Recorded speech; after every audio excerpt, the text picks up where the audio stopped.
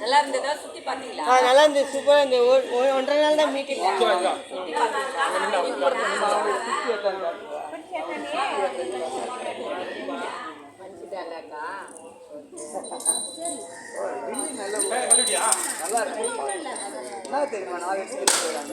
வெயிலா இருக்கா? வெயில் ஓவர் தான், வெயில் ஓவர் தாங்க முடியாது. ஏசி வண்டிதான் பரவாயில்ல, செய்ய முடியாது.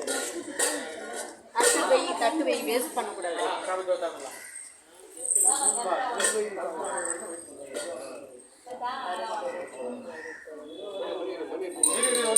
இது போடலாமா? அப்படியே இருந்து போடலாமா?